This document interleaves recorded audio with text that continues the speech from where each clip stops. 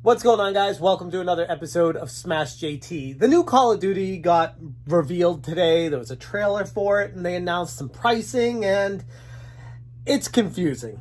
In fact, it's so confusing that people on Twitter don't even know what they're getting with what they pay for which console it's coming out for, and how they're going to be able to play it on which consoles, if it's going to be on the PlayStation 4 or PlayStation 5 or Xbox One X or Xbox Series X. The naming conventions, the pricing structures, the minor graphical upgrades for a price, it's a mess. Call of Duty News on Twitter has announced that for everyone getting a physical edition, physical standard PS4 will upgrade to PS5 for a $10 fee.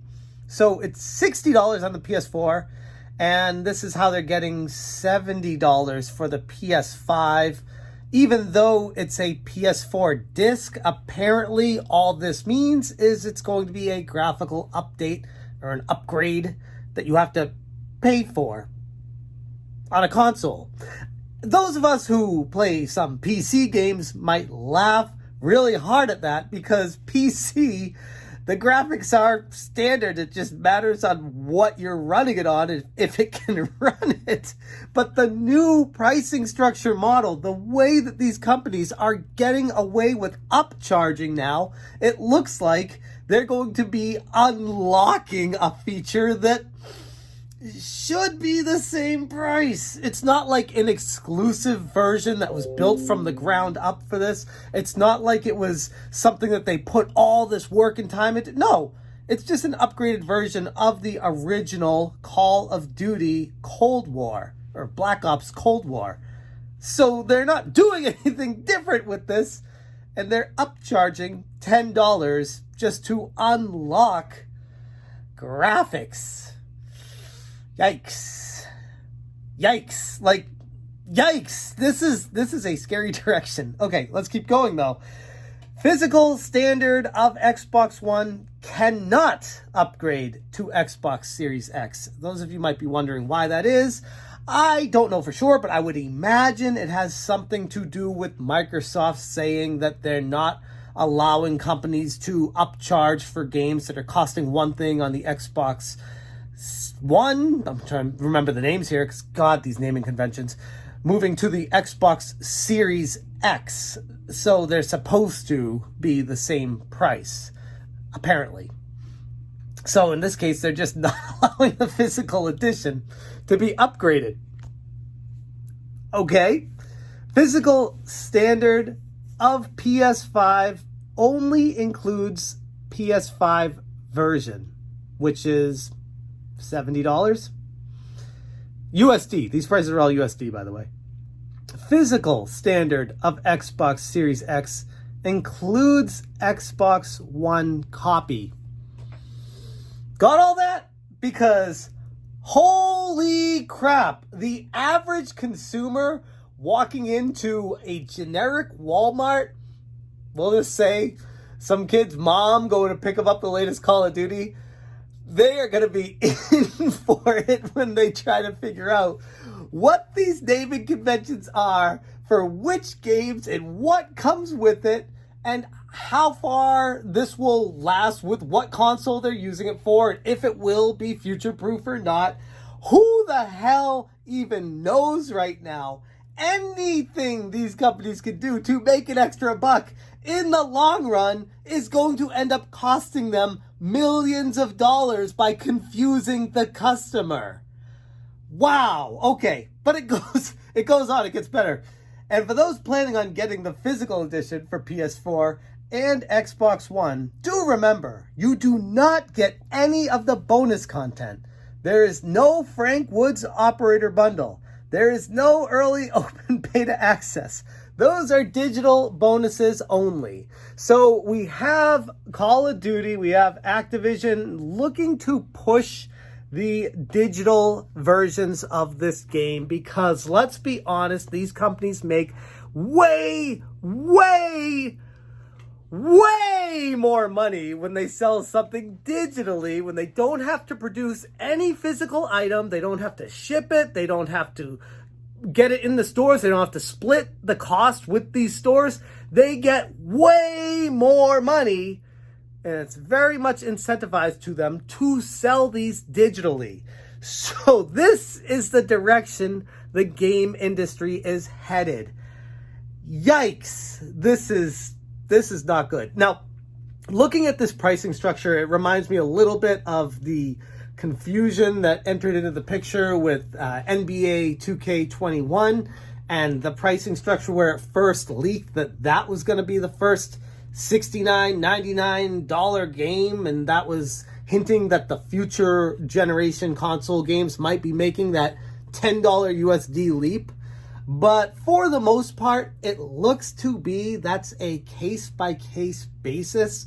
And overall, it looks like the major AAA titles from third-party publishers and developers outside of Ubisoft right now are looking to push the price as max as they can. For the longest time, these companies were trying to sell these digital pre-order bonuses along with statues and special editions and all the statues all behind me that I've gotten a bunch of. But at least you get something when you pay extra money. And when I got this Batman statue, it was on clearance because they didn't sell them. Like, that's the thing. I have a hard time thinking that special edition, collector edition games are the future of making more money, because ultimately, those of us who have been playing games for a while know that the vast majority of those huge special edition, statue edition, the things that people really want, very rarely are they extremely hard to get, and even more rare are they worth more than what you pay for them. Oftentimes they go on clearance as soon as a couple weeks after launch. So just buyer beware with this stuff. I guess what I'm getting at with all of it is funny. It's funny to me because, like, I want these games to be successful. I truly do. But I'm watching this from afar. I see what the companies are doing, and it's going to be a cluster mess. Like, it really is. People are going to be so frustrated. Not everybody can spend as much time playing video games like me. There's a lot of Joe average consumers or Jane consumers out there that don't know the first thing about what these game consoles are, what games are compatible with what, how they're going to work with backwards compatibility, how it's future-proof, and maybe, in a weird way, that's what these publishers and developers want. Maybe they want people to be confused. Maybe they want people to just throw their hands up and be like, screw it, I'm just going to download it on the system that I want to play it on.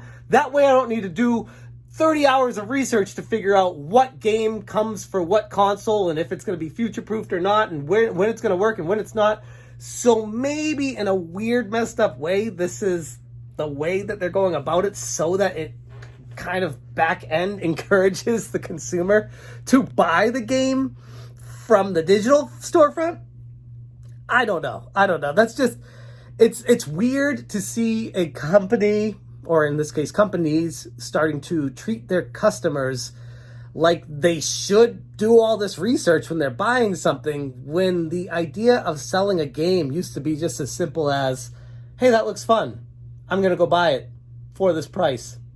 Now they go to the store and have like 38 different editions of the game lined up in front of them, and they're going to be like, oh, this one comes with a keychain, this one comes with a statue, this one comes with special DLC that you can only get for this platform for a specific time, this one is just the vanilla core, it doesn't come with anything, and little Billy at home is going to be pissed if he gets that one. Oh, and by the way, this one only works with that, you know what I mean as far as how complex and convoluted this is all going to be getting. I guess ultimately my point is, if this keeps up, if the industry goes down this road, it's going to have a rude awakening when sales start coming back and people are like, hey, how come our games aren't selling like they used to? How about the consumer has no idea what they're going to buy at the store when they go to look for something, and they go to get something else that makes more sense to them? And in a weird way, currently, I think that is what Nintendo is going for.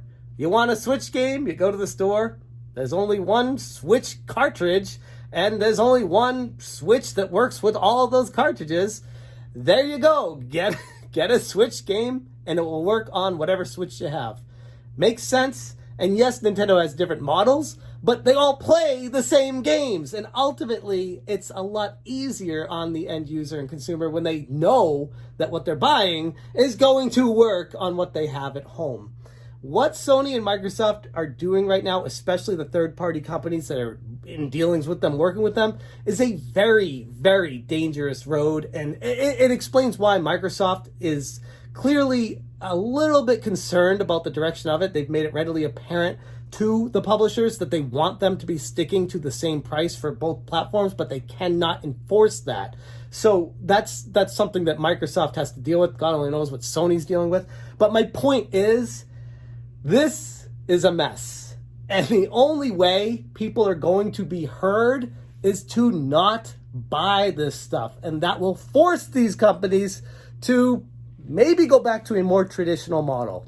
We all know that doesn't happen. Boycotts never work in the video game industry. People threaten boycotts all the time. People say that they're not going to buy something. I've even done it. Hell, I'm not going to buy this because this reason. And then I see how good the game is and I buy it and figure it out anyways. So, yeah. Maybe they know that. Maybe these big wigs at the tables, they all figured that out. So they're just dealing with, now we're just going to keep confusing the customers, keep jacking up the price, and telling people they're just going to buy the most expensive one if they want it to work on everything. I mean, hey, if they can sell it, more power to them. I guess this all I'm saying. I'm going to leave it at this. Buyer beware. Know that you are not forced to buy anything. And the publishers, the developers, the game makers, the video game industry at large has to prove to you that what they are making is worth it for you to do that research in the first place. I'm going to leave it at that. I'm very interested to hear what you guys have to say about this situation. Thank you so much for watching. And as always, you stay smashing.